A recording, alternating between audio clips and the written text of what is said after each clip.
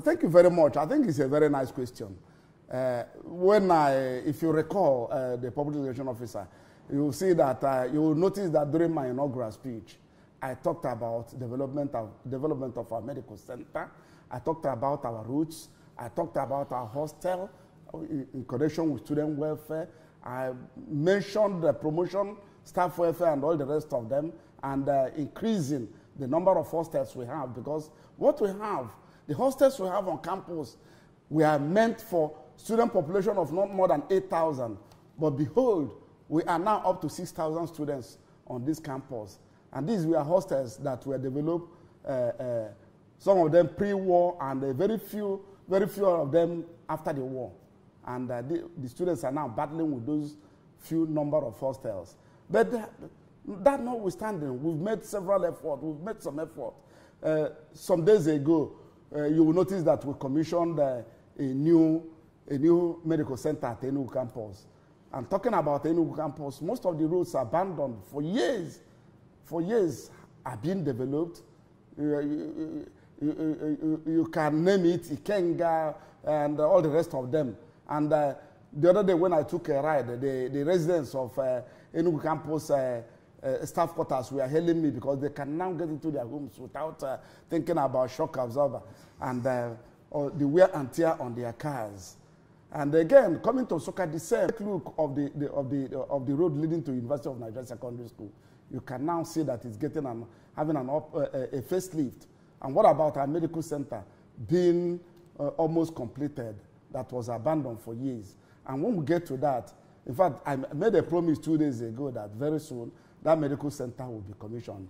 And the environment at the medical center will wear a different look.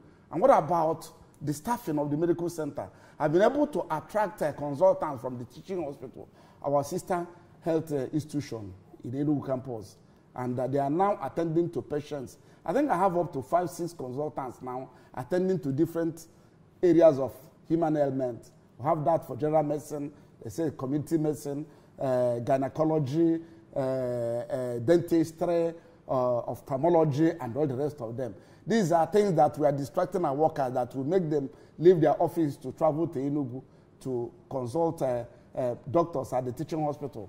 And what about student hostel? Because I mentioned the student hostel, that the hostel meant for about 8,000 students are now being used by 60,000 students. Right. And that is why our students live outside. Some of them cohabiting, something that was not, ab initio, not known in our culture. And even in contemporary development, male and women living in the same hostel or living in the same room outside the town. And that is the situation we see ourselves. Therefore, I've attracted a BOP program that will accommodate not less than 20,000 students at a stage. And the work is going on. Work is going on there. And I think the community is very, very happy about that. And very soon, the contractor assured me that before the year ends, by this time next year, we should be celebrating the commissioning of that project.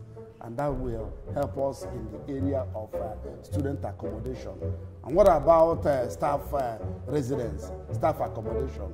I'm discussing presently with Enugu State Housing Corporation to see whether they can site some of their projects inside the campus.